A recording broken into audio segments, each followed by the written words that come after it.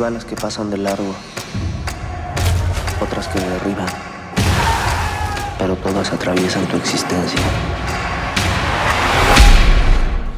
Yo hice un trabajo escolar dentro de mi carrera de cine en el Centro de Capacitación Cinematográfica, de un trabajo documental que se llama Lo que quedó de Pancho.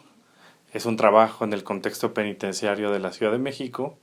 Escuché esa historia ahí y registré mucho material para este trabajo documental, y alguien dentro de la propia historia me narró pues los hechos que fueron el germen de la Cuarta Compañía. Estos se registraron en video, muchas horas de entrevista mayoritariamente, y prácticamente ese fue el germen como de hacer un largometraje en esa temática y en esa historia. Invité a Vanessa justo a revisar el material y de alguna manera integramos como un equipo con toda esta cantidad de hechos que nos habían contado para la escritura de un guión. Y ahí planificamos hacer algo que teorizamos mucho tiempo después de lo que hemos teorizado un poco como cine de inmersión, que quiere decir que aquel universo del que un director quiere hablar debe ser completamente bien conocido por este director. Y entonces hay muchas labores dentro del propio proceso de preparación de una película que se llevan en simultáneo o en paralelo a la hora de concebir una película, que tiene que ver con la investigación histórica, tiene que ver con un proceso de observación, casi en términos medio antropológicos, tiene que ver con un proceso de escritura muy riguroso, y la investigación histórica en los archivos y en estas fuentes, ya sea directa, ya sea de periódicos o de archivo fílmico, como para ir integrando toda una visión de este universo que se quiere recrear, de este universo al que se quiere adentrar. Y eso fue realmente la Cuarta Compañía, fue un proceso de un par de años, que eso fue prácticamente lo que nos tomó para tener un guión y después como todo el proceso de la financiación de una película, que es como un tema aparte, pero digamos, de atar como estos cabos y estos hilos del universo que queríamos recrear, que en este caso pues está relacionado al tema penitenciario, el de una cárcel mexicana o latinoamericana donde ocurrieron realmente estos hechos. Ya lo que se volvió muy interesante es que en tanto íbamos, porque fuimos a fuentes documentales, pero también fuimos a buscar la narración en primeras personas. Fuimos a buscar entre presos. Los presos suelen regresar. La vida ya después de tantos años en la cárcel, nos aprendimos a conocer mucho más la prisión y cómo es la forma de vida, es un ser vivo. Y también, o sea, la desgracia que viven los internos, que por una condición marginal, pues no tienen elementos, no todos, claro, pero muchos se la pasan regresando. Y entonces aquellos que habían sido muy jóvenes en tiempos de la Cuarta Compañía y que aun cuando no habían ocupado papeles principales dentro del equipo, pero que habían sido testigos, estaban ahí. Y entonces nos contaron, pero luego también nos dijeron quiénes, si quedaban algunos vivos de entre los que sí jugaron fútbol americano, de entre los que sabían más de la leyenda, pero también había la otra parte que son los de negro, que son los custodios, que también viven en prisión y que también miran pasar esta realidad y no la contaron. O sea, hubo un momento en que esto tú no lo sabes, pero la película se filmó a la mitad en un año, luego pasó un año, tuvimos una serie de contingencias que por ahí están en algunos medios, los tristes relatos de todo lo que nos ocurría, y al siguiente año volvimos y acabamos la película, o sea, la otra mitad, y luego unimos esas dos partes. Entre esos 2 años, todavía yo, para que nos alcanzara el dinero, porque siempre el problema del cine nacional, bueno, no siempre, pero muchas veces tiene que ver sí, con siempre. El dinero. Sí, el dinero es un gran problema para el cine nacional, además de la distribución y la exhibición, pero no nos alcanzaba el dinero y todavía di un último tratamiento entre lo que ya habíamos filmado y el último brinco. Y todavía en la edición yo seguía, o sea, yo estoy segura que una película no se escribe solamente en el papel durante el guión, sino que la película se escribe ahí, luego se reescribe en el set y luego se termina de escribir en la edición, ¿sabes? Tenemos muy claro que de Lecumberri existen ciertas películas, estuvo Ripstein, estuvo Casals, queda ahí documentado que fue el Palacio Negro de Lecumberri. Sabíamos que de Santa Marta esta iba a ser el testimonio. Sí, la película emblemática, ¿no? Que finalmente Santa Marta es una prisión caduca, es una prisión en extinción, porque va a desaparecer muy pronto, estoy seguro. O sea, es inoperante en términos penitenciarios o como está ahora. ¿Te parece? Sí, lo va a hacer, la van a cerrar seguro. Ya dejó de un parque ecológico. No, ya dejó de cumplir su función. No es un modelo de cárcel que está arcaico al tipo de perfil delincuencial que existe ahora. La arquitectura no corresponde a los sistemas de contención penitenciaria modernos, a los paradigmas del penitenciarismo, de decir cómo se debe vivir la vida en reclusión. O sea, hay varios temas ahí que apuntalan a que va a cumplir su ciclo. Así como, y eso no es raro, la verdad es que a todas las prisiones eventualmente les pasa. A Lecumberri le pasó a mediados de los 70 y por eso la cerraron, por eso construyeron otras cárceles en la Ciudad de México, ¿no?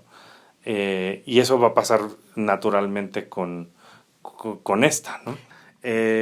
Como decía un poco al principio Vanessa, este personaje está basado en un sujeto real, un sujeto documental que yo... Que todo el mundo puede mirar, que al todo final mundo, en la signalética, en la ficha todo el mundo lo puede ver en la signalética, pero del que yo pues hice otro trabajo cinematográfico que se llama Lo que quedó de Pancho. Pueden encontrar medio en línea y todavía existe, que es un corto documental, ni siquiera es un trabajo muy largo. Está inspirado un poco en él. ¿Este personaje todavía vive? Este personaje está desaparecido desde el 2009. Este personaje en algún momento hasta tenía un personaje en la película. Era una idea, sí. Era una idea que regresar desde el 2009 no aparece. ¿Cómo se llama? El personaje en el que está basado se llama Francisco Enrique Sánchez Mesa. Desde el 2009, como dije, no aparece. Es uno de los desaparecidos. Es una historia muy típica, finalmente en cárcel, ya después de toda la experiencia de ir constantemente a la cárcel, pues es la historia de muchos, como bien lo dices. Es un personaje que vivió pues como en este tipo de sociedad mexicana medio inocente, como de principios de los 80, ¿no? Menos participativa, es decir, la sociedad mexicana también ha cambiado como desde entonces, siendo de un estrato no necesariamente tan marginal, sino de una clase pues, trabajadora, ¿no? Hijo de trabajadores del Estado.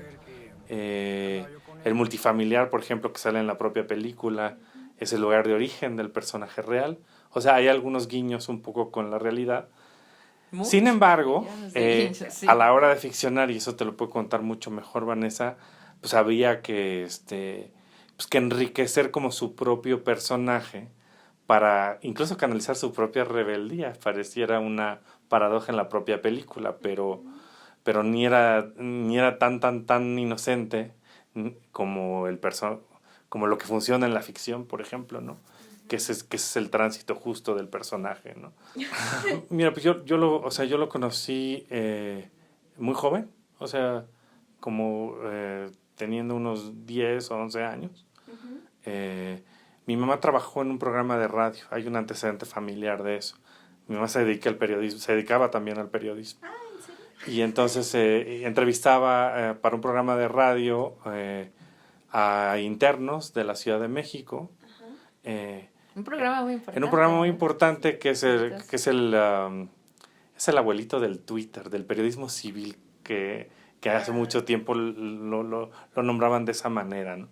Ahora el Twitter ya lo desbancó por completo, pero había un periodista a finales de los 70s y hasta los 90s, se llama Francisco Huerta, que emitió un formato periodístico que le llamaban el periodismo civil. Tenía 2 programas, uno que se llamaba Voz Pública y el otro Inocente o Culpable, Mi mamá colaboraba en el de Inocente o Culpable, no Presunto Culpable, pero casi.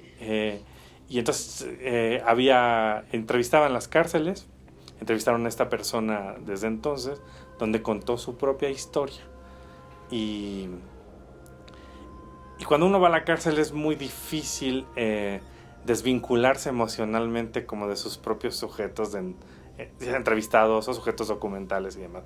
Eso es bastante común. Entonces él pidió ayuda jurídica al propio programa, el programa le ayudó a salir en libertad, luego se empleó, digamos, en este mismo programa, donde mi mamá lo había entrevistado en su cuarto o quinto ingreso a prisión, porque finalmente la historia de este personaje pues es la reincidencia en las cárceles. En esa misma entrevista le contó un poco como su paso por la penitenciaría en tiempos del negro, no tan adentro como después me lo contó a mí, ¿no? Muchísimos años después, pero finalmente tenías un muchacho en ese entonces, ¿no? De menos de 30 años, como muchos otros que salen de prisión y pues, que se tienen que buscar las oportunidades en la calle. Y el propio programa de radio lo empleó como mensajero, le dio trabajo justo cuando salió de prisión. Se volvió como un personaje recurrente, amigo de la familia, que aparecía y desaparecía por temporadas. Ya a la distancia, pues uno sabe que cuando desaparecía es que había recaído, que había vuelto a delinquir, que eso no necesariamente se cura tan fácil como se organiza el mundo y las cosas en este país. Y después yo lo busqué justo ya con miras a hacer el documental, a hacer un trabajo escolar en su momento, como de volverlo a reencontrar. Había ya un vínculo de confianza, me conocía, y es una película que tomó también mucho tiempo de hacer. Básicamente fueron como 9 meses de planeación y de ganarme la confianza de este personaje para solo filmar 4 o 5 días, que era el día un día en su reclusión, el día que lo liberan y los próximos 5 días a partir de que es liberado. Eso es lo que cuenta prácticamente este documental. Es un retrato de un personaje al que se le sigue y se va viendo cómo toma estas decisiones que lo implican pues no seguir por un camino necesariamente recto y es la historia de los reincidentes, ¿no? En resumidas cuentas. Claro.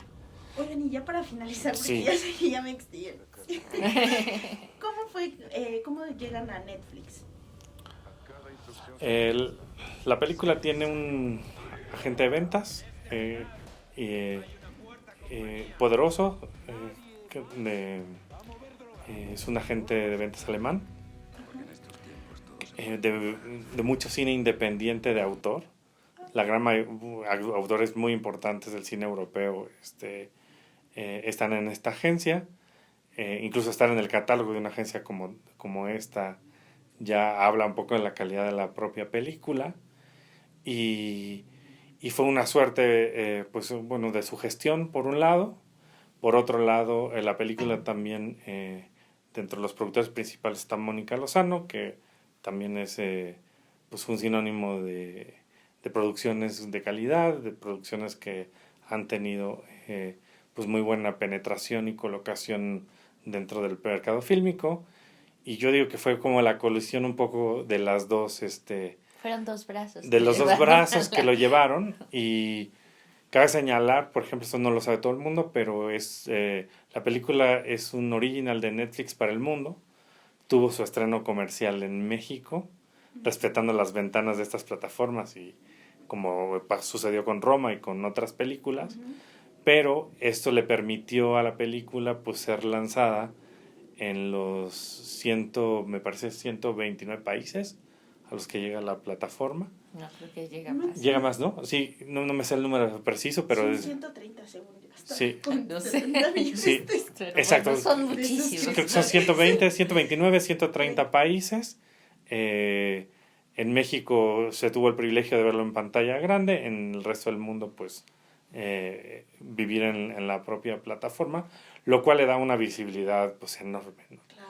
Entonces es un camino de distribución importante, es un camino que abre los mercados, que abre la nueva manera de ver cine, y pues que al menos para el público mexicano pues estuvo en